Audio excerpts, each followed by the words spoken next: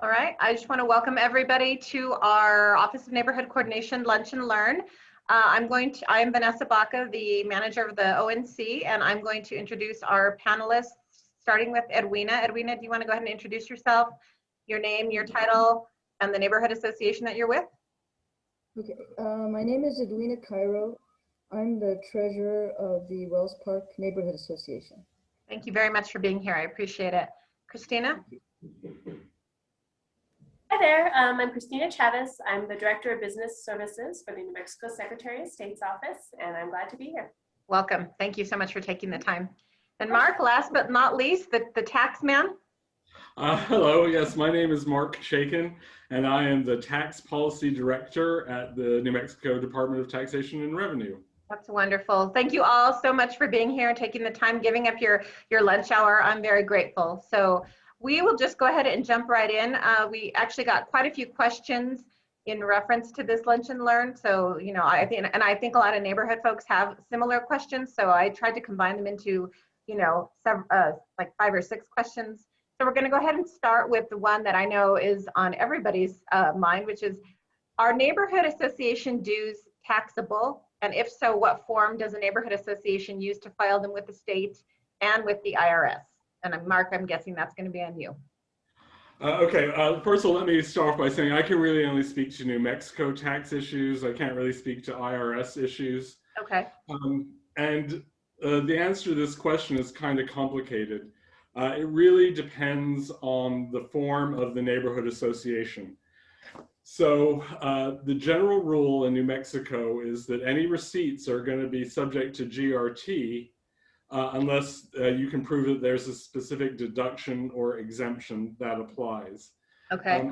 It's a little complicated here because there's some, I don't know if Christina may want to jump in on this point as well, but there's a bunch of New Mexico case law basically saying that if you don't follow the steps, there's a statute, section 53-10-1 at SEC, that deals with non-incorporated associations. And so I really don't know what form your neighborhood associations take. I did look at the city code that calls for them. And all I see is that they have to have bylaws, but not that they have to take any particular form. So there's this case, and the most recent one is called Blue Canyon Well Association v. Jevney. It's a 2018 case. And basically, if the organization doesn't follow the law, if it doesn't register according to that statute, which is again 53-10-1, then it can't hold property at all. Okay. So if it's just a really informal grouping of people, I honestly don't know the answer to the question, because theoretically that organization doesn't exist for legal purposes, for tax purposes. So I don't know who would have the title to the dues and other monies you receive, and therefore who would be liable to pay the taxes. And speaking to your question about the structure of neighborhood associations, there's not any hard and fast rules about them being a nonprofit or a corporation. So they can choose to incorporate if they want to. They can choose to remain completely volunteer-based. You know, our office in the city doesn't mandate that. It's up to each individual group as to whatever works best for them. So I apologize, I didn't mean to interrupt. No, not at all. That's very helpful. That's what I assumed, but it's good to hear that from you and to know that's the case, that everybody may follow their own path is what I hear you saying. I would say for tax purposes, there are 2 exemptions that could apply, but again, it very much depends on the form that the neighborhood association takes. So there's one statute, which is section 7-9-20, and there's some regulations that go with that. And it says dues of homeowner associations are exempt from gross receipts tax.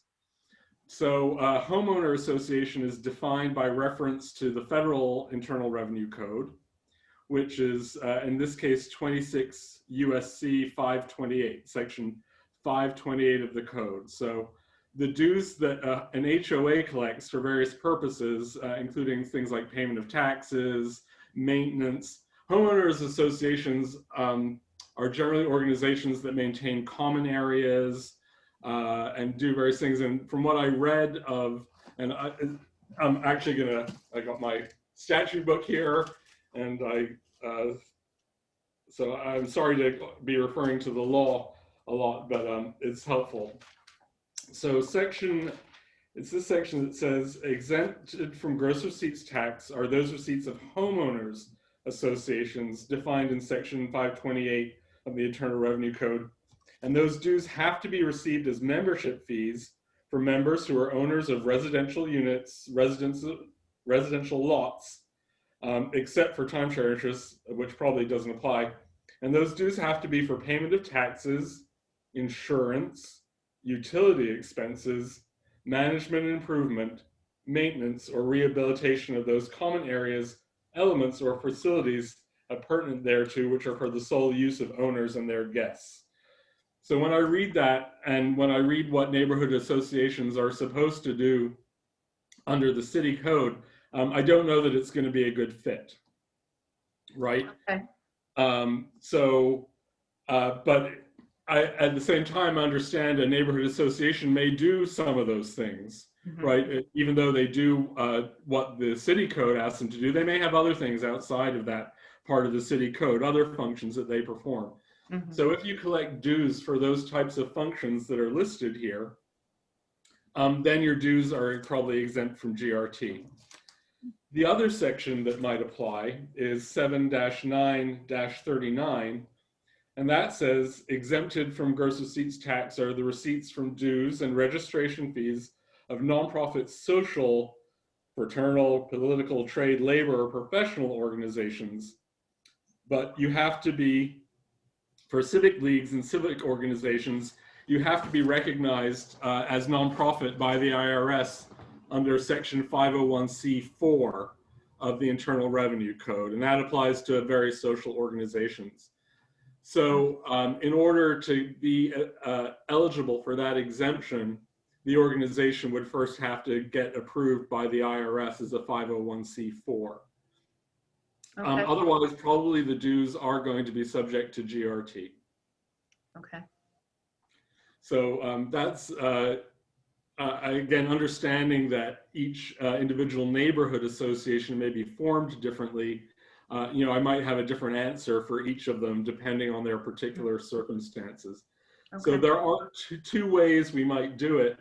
If you can qualify as either a homeowners association or tax exempt under 501c4 of the code, then you're under our tax code, you would probably be exempt from paying GRT on your dues.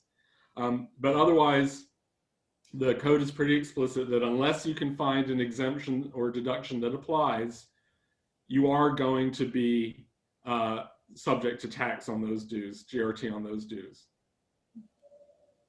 Okay. Christina, did you have anything to add to what Mark said, specific to? No, I was looking at the statute you were mentioning, but I don't know if that's the correct statute. You said, did you say 53-10-1? I don't even know if it applies to the question that's being asked, but I was kind of trying to find it, but it doesn't. I don't think it's relevant to this, or was it? I mean, I don't know if it's even going to be relevant to your question, but 53-10-1 is the statute that allows for recognition of unincorporated associations. So that's sort of a preliminary step in order for the association even to be able to hold property. Right. Okay. Yeah, no, I really don't have much to add as far as that. That's really not anything in our office that we would handle, you know, as far as what that question would be, because we don't file any reports or records of dues. So yeah, I don't have anything else to add. Thank you though. Sure. Edwina, go ahead, Edwina. Kind of along the same line, what about bank accounts? Does that need to be reported to IRS or the state as income? We have a checking account. Would that be interest, you mean, that's earned on the amounts you have in a bank account? Yes. I mean, those wouldn't be receipts under the GRT, so no. No? Okay. Receipts are something that you receive for services, There's what we call as lawyers consideration. So when you pay dues to an organization, you're getting something back generally, like it's a membership, so you get something back for your payment of dues. So that's why it would be considered receipts, unless one of the exemptions applies. But when you get interest, no, those aren't generally considered your gross receipts. Okay, thank you. Okay. Oh, I have another question. Go ahead, Edwina. Are questions such as this, or concerns such as membership dues and bank account reports to the IRS, is there some type of, is there something in the ONC that perhaps neighborhood associations could reference if they do have questions? Not really. This training. Okay. I know. I will have some discussions with Mark and Christina and with our city legal to see if that's something we might be able to put together. As of right now, there really isn't something, but it's something that I'll definitely look into, because that seems like it would be a really good a resource for people to have. So thanks for asking that question. And then kind of along the same lines, I'm going to kind of skip ahead a couple of questions. Edwina had mentioned a bank account, so this is another question for our panelists. How can a neighborhood association open a bank account if a bank requires a 501c3 nonprofit designation with an EIN? This particular neighborhood was able to open an account years ago without that stipulation, but the association now wants to change banks and their nonprofit designation is not sufficient for the new bank. I can give a little bit of insight to that, and I'm thinking that this is probably why this started happening. Previously, nonprofits were filed with the PRC, so they handled all corporations. And then we took over them, I believe in 2015. Don't quote me on that, but I think that was the date we took over. So when we took over, it seems to me that the banks, I don't want to say they took it more seriously. The Secretary of State was registering nonprofits, but once the Secretary of State took over, it seemed like the banks were enforcing that more, because we noticed that we received a lot more complaints or a lot more requests for why they were required to file that form with the IRS when previously they were able to open accounts, with no issues. So it's always been a requirement, but I believe it probably just wasn't as enforced or required by the banks until our office took over. But it's always been a requirement. I just don't think the banks really, they weren't strict with it until that time. So it still would be required to do that with the IRS. Okay, that's good to know. So I'm going to move on to my next question. And this kind of ties back in with what we were talking about previously about association dues being taxable. If a neighborhood association receives monetary donations, is that money considered taxable? And if so, how is that money supposed to get reported to the state? Again, donations are not in return for services, assuming that the donation is just a gift. Mm-hmm. And it's not like I'm giving you this donation, but you're going to give me something back in return. It wouldn't be considered receipts, and therefore it wouldn't be taxable. Okay.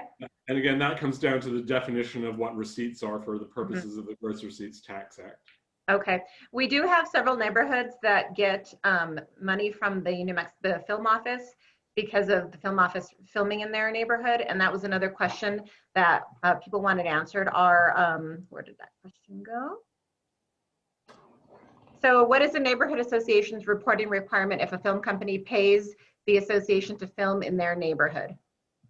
Those, it sounds like without seeing a particular contract or a particular agreement, those do sound like receipts, because again, there's an exchange now. They're paying you in return for something. So if they're paying the neighborhood association in return for the right to film or to perform activities within the neighborhood, then that sounds more like it is gross receipts to me. Mm-hmm. But again, it can be a little fuzzy, and I would want to look at each individual circumstance on its own to make sure. Okay. But I think that's a helpful general rule for people to think about. If something is just a gift, it's not receipts. But if someone is paying you money in return for a product or a service or a right, then yeah, it's probably going to be gross receipts. Okay, that's a good way to think about it, Mark. Thank you for that. That's very useful.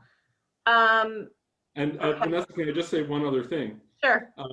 If that is the case, then what most sellers do is they actually make the purchaser pay the gross receipts Okay. tax, and then they remit it. So if someone's paying you $1,000 for the right to film, you might want to bill them $1,000 plus the GRT, or you can back out some of the money from the $1,000 and calculate what the GRT would be. But it's although the seller is responsible for paying the GRT, generally they do what we call in tax world shifting the incidence of the tax. Mm-hmm. So they shift the burden of the tax over. So when you go out and you buy something, you're generally paying the GRT, which is separately stated on your receipt, even though it's the seller who's really responsible for it. Okay. All right. That's good information to have as well. Thank you. Another question that we had received is, how can a neighborhood association request donations of items such as food or other items from chain stores like Target, Smith's, Albertsons, or Sprouts if the neighborhood association is not a nonprofit? And I'm wondering if that might be Christina. I don't think I can even answer that because, so I guess they're asking if they're a profit, how they can request donations. I don't think that would be something I could answer either. Okay. Our office is mainly, when you're registering with us, you're basically, you're protecting your business name. You're registering with us so that way you can comply with other state agencies which require that business ID registration.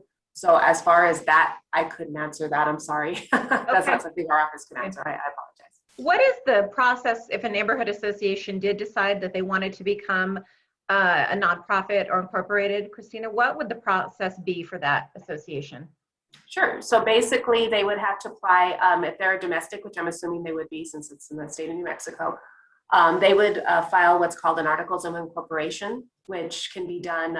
We would need to. The only thing we're doing online currently is LLC, so it would need to be filed through the mail right now due to COVID-19. Typically, when we open in person, you can submit all that in person as well. So you would just need to make sure that this Articles of Incorporation is signed by all our incorporators and the initial registered agent. And then you have to have and maintain a New Mexico registered agent. And that's the fee for that would be $25. So that's how you form it. And all our forms are available on our website. Okay. And then of course you would be required to file a initial report 3 months after you are registered as a nonprofit. And then are required to file reports. Gosh, let me check, make sure it's annually or biannually. I always mistake that between profits and nonprofits. Sure. I went ahead and I typed in the web address of the Secretary of State's office in the chat. Right. In case Right, and they would be, you would need to file an annual report after that, which would be $10. Okay, great. And the initial report is $10. But yeah, the Secretary of State website has all the information as far as the details. I'm kind of just giving brief information. Okay. But that would be basically how you would file as a nonprofit. Okay, that's great. Thank you, Christina. Sure. Back and look at my other questions. And this is probably another one Christina can answer. What is the benefit of a neighborhood association becoming incorporated? And then what are the responsibilities and rules for maintaining this status? And is there a difference between being incorporated and being a nonprofit? And you mean profit versus nonprofit? Is that the question as far as incorporated? Okay. Yeah. Well, I couldn't tell you the benefits. Again, that's something probably that they would need to contact their attorney as far as, because it would depend on the business. It would depend on what benefit they would have. And it would depend on, what type of, if they're receiving a lot of revenue, of course, obviously if it's a larger amount, then of course they may be required to be a profit versus a nonprofit.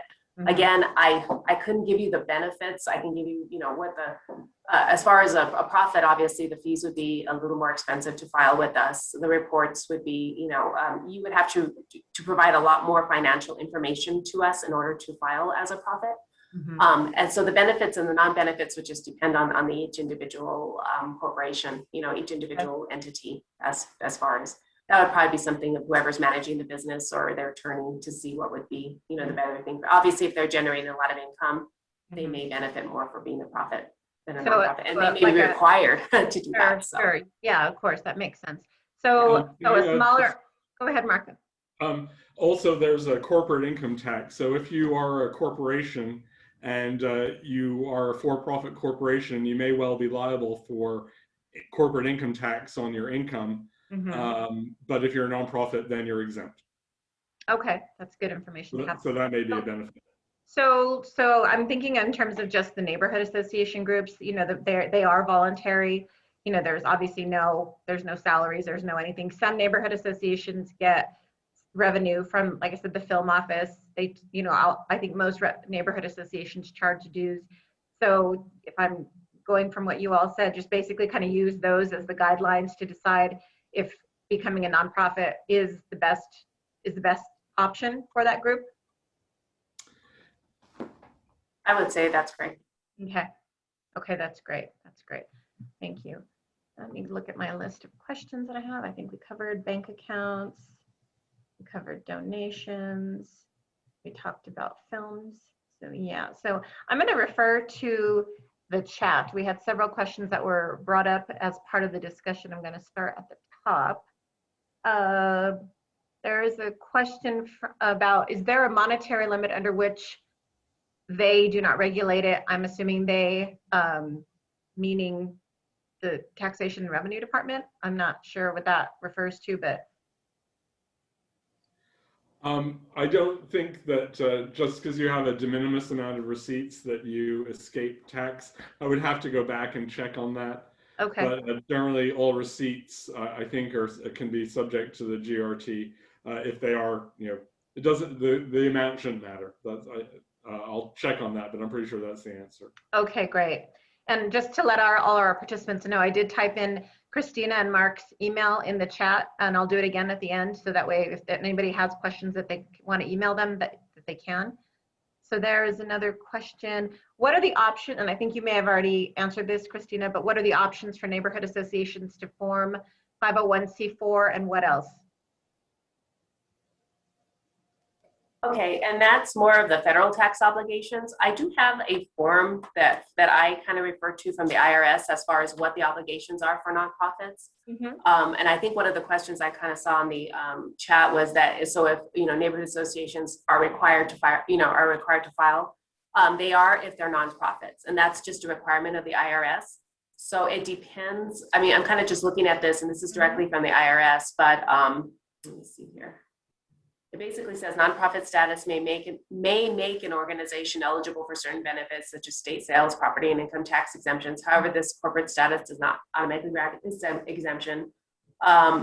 It says to be tax exempt, most organizations must apply for recognition of exemption from the Internal Revenue Service to obtain a ruling or determination letter recognizing the exemption. So to me, it looks like it's one of those things that you may be required to.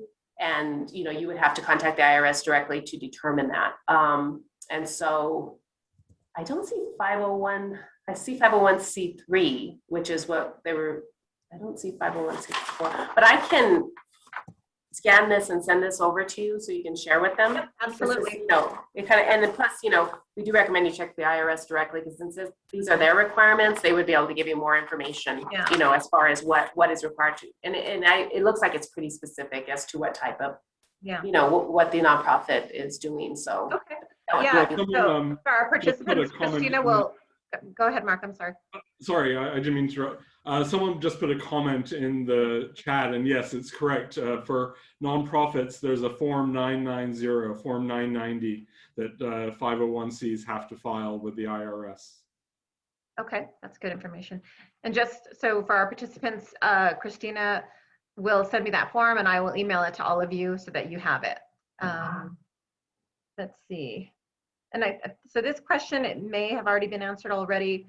All of this corporation stuff is confusing to me. So, but do you have to have a business set up in order to collect and pay GRT? And how would a volunteer association do that? Yes, you need, I'll preface this by saying TRD, we're right in the middle of changing over from what is called the CRS or Combined Reporting System to a new separate system. So what used to be your CRS identification number will now be called your business tax identification number. But yes, you do need to register in order to file with tax and rev. But I just want to qualify that a voluntary association, again, I think they would have to be recognized legally, you would have to follow the procedures in that statute 53-10-1. Otherwise, the state doesn't really recognize your legal existence. So you have to jump through some hoops to make sure that you can register with TRD on that. Okay. But yeah, you do need a business tax identification number in order to be able to file and report your GRT and other taxes. And the Volunteer Neighborhood Association would do that through the Taxation Revenue Department, correct? Correct. Just to reiterate. Okay, excellent. Just want to make sure of that. So this Yeah, we have a system called TAP, the Taxpayer Access Point, and I'm pretty sure that's where you would go on to register. But that redesign will be rolling out in just over a month on July 1st. So okay, great. a lot of changes coming. Yeah, no kidding. That's great. There's another question. I'm not sure if this would be Christina or Mark. Can a neighborhood association get interest on their bank account? Christina, I don't know if you have anything to add, but I really think that's up to the bank. But yes, Yeah. there's no legal impediment. Yeah, I don't think I can answer that either. Sorry. Okay. No, I mean that's really the bank. But yeah, if you have a bank account, anybody should be able to get interest on their bank account as long as the bank lets you. Mm-hmm. And I think that the intent of the question might have been tied to, would that be something that the association would have to report on their taxes? I'm assuming that's what Yeah, if you're subject to corporate income tax, then yes, but it wouldn't be GRT. It wouldn't be receipts for purposes of the Gross Receipts Tax Act. Okay. So what forms would a neighborhood association have to file in terms of taxes if they were reporting the types of income that we discussed previously? Mark, would it be a typical W-9? Is there a specific, I know a W-9 is a federal form. Is there a state form that they would need to use? Well, they, again, that would be on the TAP system. When you register, it used to be that all the taxes were combined, but now there'll be a separate return for reporting gross receipts taxes only. All right. So there'll be a form on the system. And we're really moving away from paper filing. So we strongly encourage everybody who has to file to go onto TAP to create an account, and then it'll guide you through their instructions there on the form. It'll ask you what tax program are you registering for. You would register for GRT, and then it's a fill in the blank kind of thing, and it'll just guide you through it and then generate the form for you. Okay, that's good information to have. So. And then there's a question about nonprofits have to file an annual IRS form 990. Is that correct? And I know you said you couldn't really address. Oh, it is correct. Okay, that is correct. So. Yeah, that much I know. That's good. And then there was another question. I think this is really just asking for clarification. So neighborhood association is not required to register either as a nonprofit or a profit organization if it does not take an income, and that's correct, right? If it does not take in any kind of income, they don't have to register as either one. Yeah, I mean, if it's just a purely voluntary association of people, then no, I would say not. If you have no income and it's very informal and it's just getting together to discuss local problems or local issues, and maybe respond to the city with information or questions like that, and there's no dues involved, I don't think so. But again, I want to make sure Christina provides any additional information or corrects me if I'm speaking out of turn. No, I mean, as far as our office is concerned, no, it would not be required. You would not be required to register with us. Actually, you're not even required by us at all. in all honesty, it's because all other entities require it. So we're the registration point for the other entities. But yeah, I mean, I would agree that no, if you're not making any income or anything, you wouldn't be required. Yeah, that seems to make the most sense. Edwina, did you have any other questions for Christina or Mark specific to your neighborhood association's finances? Well, I don't know if they're specific to Christina or Mark, but I do have two questions. Our oral treasury reports at our meetings, is that sufficient notification to members of our financial status or financial dealings? Well, I mean, speaking from the requirements from our office, you would probably want to go back and just make sure you're going by what your bylaws say. If your bylaws specifically address that and have a specific process for how you notify your members of your current financial status, that would be my recommendation. And if you don't have a process, it might be worth updating your bylaws to include that information. It just adds to the transparency of your board. Okay. And Yeah, along, I would agree that that is the best practice. Mm-hmm. okay. I'm sorry. Along the same vein, is it important to comply, or is it necessary to comply with individual members who request more detailed information or on financial records made available to them, to an individual? I mean, again, it's really, it's what your bylaws stipulate. I think it's always a good idea to be as transparent as possible. I mean, if you're not doing anything wrong, why would you not want to share that information? Maybe confer with the rest of your board, talk to your president and just get their thoughts on it. But again, I mean, if a member who pays dues wants to know how their dues are being spent, I don't think that's an unreasonable request. Okay. This might go back to the interview with Doreen regarding issues in the neighborhood with different members. Oh, last month when we talked about conflict resolution, sure. Yes, ma'am. That's why this question was asked. Okay, I see. Yeah. Again, I mean, like I said, your best practice is to go back to your bylaws, see what your bylaws have to say, stay in compliance with them. If they don't have any kind of stipulation as to how specific processes work, whether it's financial, communication, what have you, it really is a good idea to update them so that you can address and get as specific as possible. The more specificity you have in your bylaws, the better off it's going to be, because it's going to be very clear and you'll have that guidance in place. And I do present financial reports at our meetings, not every month, but every few months. Sure. It's been my experience that every neighborhood association that I've worked with and the meetings that I attend, they always give a financial report as part of the meeting. So, I think that's a very good practice. Okay. Thank you. So I'm looking at the chat and hopefully I did not miss any. So there's one question that says, so only voluntary dues pays for the newsletter, snacks, less than $1,000 a year to be in compliance with the law. Do they have to become a nonprofit, set up as a business and pay the GRT?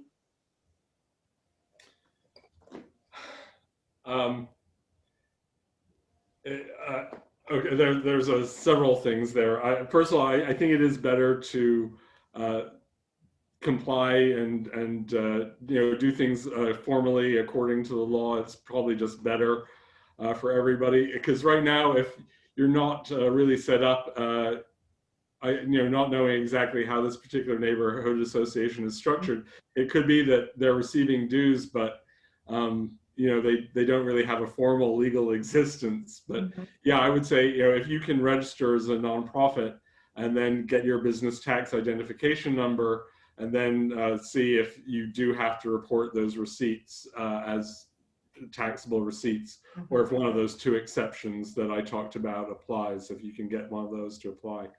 And I just want to go back, because I've heard this a couple times now, but under one of those sections, you can't be a 501c3, you specifically have to be a 501c4. And I have that statute up, and a 501c4, everyone knows a 501c3 is your typical nonprofit, but 501c4 is a civic league or organization not organized for profit, but operated exclusively for the promotion of social welfare. And the net earnings of which are devoted exclusively to charitable, educational, or recreational purposes.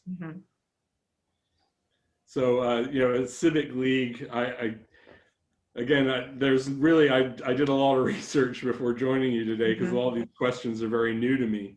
Sure. And I think that a neighborhood association could qualify as a civic league. But again, that would sort of be more up to the IRS. And you have to apply to them. And so I would leave that up to an individual attorney, and it would really depend on what the requirements are for a 501c4. The IRS has a lot of very helpful publications out there. And so if there are questions, I would suggest that you consult with an attorney who specializes in nonprofit law and see whether you can qualify as a 501c4. But that is necessary in order to get that exemption under our statute, under New Mexico statute 7-9-39. Okay. Okay. Thank you for that, Mark. And then this question, I think this is more that I can answer.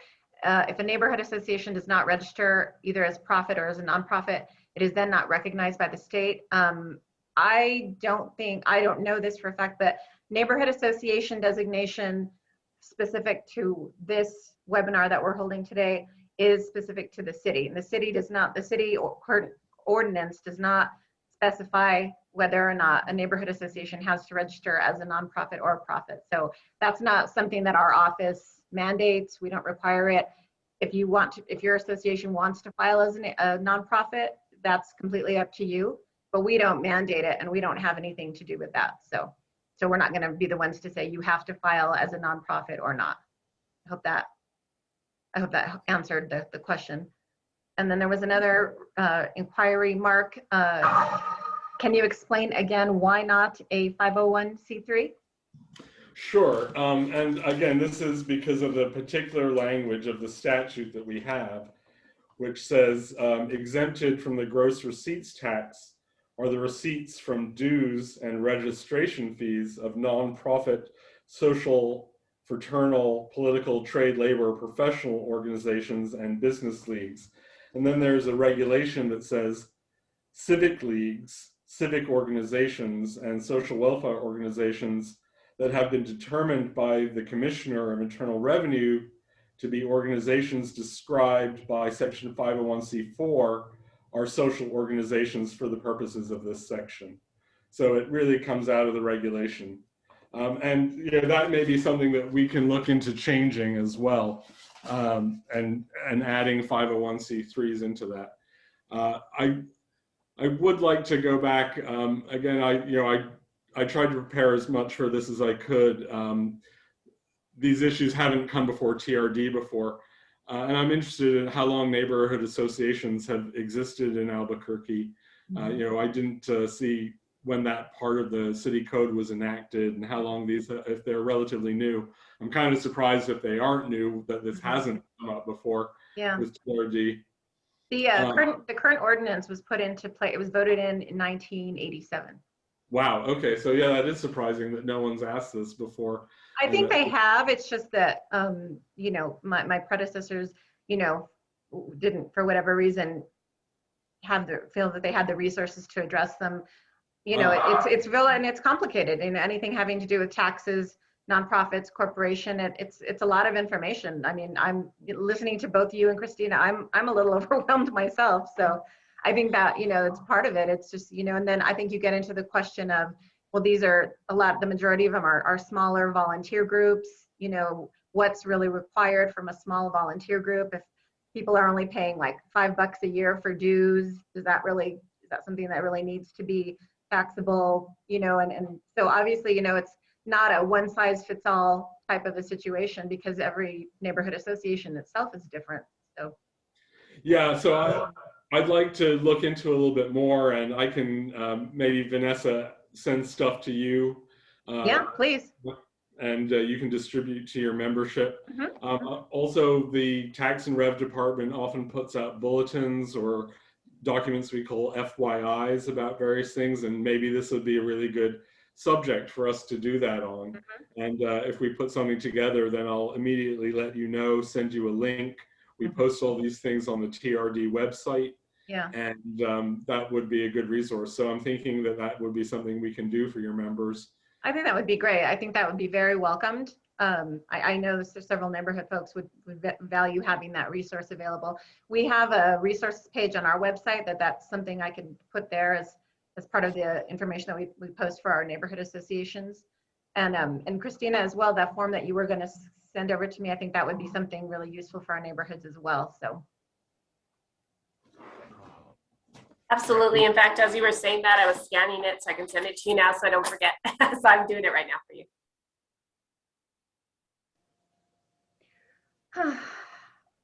So were there any other panel questions that we did not get to that are specific to the topic here at hand? I think I tried to get to every single one of them, but if I didn't, go ahead and type them in. Feel free. And Edwina, since you're actually on the panel itself, did you have any other additional questions for Christina or Mark that we didn't get to? Well, not specifically for them, but there was a question about protecting board members from liability. Yeah, I don't know if that's something Christina or Mark could address specifically in terms of either the Secretary of State or tax purposes. I can't address questions of liability off the top of my head. I would need to talk to somebody from city legal. So it's not something I can address right now, but in terms of liability, either from a tax or a nonprofit corporate status, is that something either one of you might be able to address? It's not really a tax issue, so I have some thoughts, but I probably shouldn't say them because it's outside my area of expertise. Yeah, same here. So Christina? Yeah, same thing here. Okay. Nothing that our office would be able to address or have an opinion on, unfortunately. Okay. All right. Yeah, no problem. So panelists, I think we got to all of your questions. Again, if we missed one, feel free to type it into the. Okay, there's one. So panelists want to know, why is a neighborhood association recognized as a nonprofit with the Secretary of State and not with the IRS? I would have to look at that specific neighborhood association. We don't determine, I mean, if you're registering as a nonprofit and you file all the requirements to be a nonprofit, then you would be filed in our office as a nonprofit. So if you're not considered a nonprofit with the IRS, that would probably be something you would need to address, with them. We don't require those forms. It would be the IRS that would. So as long as you're following our requirements, and filling out our forms, and of course filing your reports and doing all the information that you're required to do, we're not going to check to see how you are filed with the IRS itself. I don't know if that answers the question or not. If you want to send me an email directly with your specific nonprofit, I can look it up, with your specifically and see how how you file. But if you correctly filed as a nonprofit and that's what you're filed it under our office, then it was approved as a nonprofit.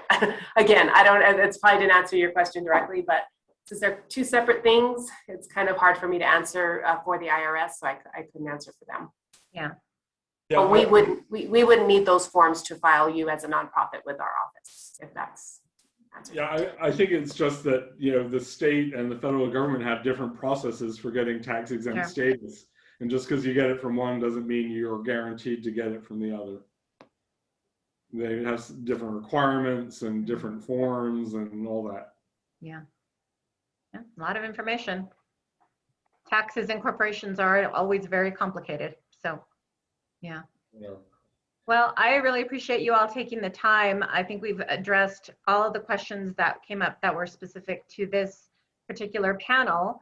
So unless our panelists had any other specific questions, either about taxes or nonprofits, we made some really good time here. We're way ahead of schedule. Yeah. So if there are any other questions that we didn't address that were not specific to this topic at hand, everybody here, feel free to email me. I will type my email into the chat. And Vanessa, along those lines, I did type the email for tax policy into the chat. And rather than using my personal email, I would suggest that it's policy.office@state.nm.us. And policy.office@state.nm.us? Correct. Got it. And I have a little team in the tax policy office. And so that's the best way to reach us and to get an answer to any questions that you have. That's terrific. And by the same token, the best way to reach us as well, I'm more than happy to take your questions with my personal email, but again, you probably get a faster response if you do it through my team as well. So it would be business.services@state.nm.us, or you can also call us at 827-3600 and we can assist you as well. 505, okay, so let me. 505, yes, ma'am. We're in Santa Fe. So business.services@state.nm.us. Mm-hmm. And then the number was 505-827. 3600. 3600, and everybody got typed in. Yeah, and I recommend the email first only because we're receiving several phone calls due to, we're still closed to the public. Sure. You might get a little bit of faster response with email. Okay, that's terrific. Great, thank you. Well, thank you all very much. Badwina, thank you so much for being part of the panel and sharing your questions and your experience. And Mark and Christina, I really appreciate you taking the time. I know we weren't able to answer every single question, but I definitely think we gave people a lot more information than they had before. So as always, y'all participating out there, feel free to email me if there's anything else you need. And once I get those resources from Mark and Christina, I will get them put onto the ONC's resource page and let you all know. Send them out to everybody. Well, thank you for the opportunity to speak today. And I do strongly encourage you to email us with any questions. This is a pretty new area for us, although you've been around for 30 plus years. And we're very happy to assist you with any of your questions. Thank you very much. Same here. Thank you, guys. Appreciate it. Thank you. Have a great afternoon. Bye-bye. Thank you. Thank you.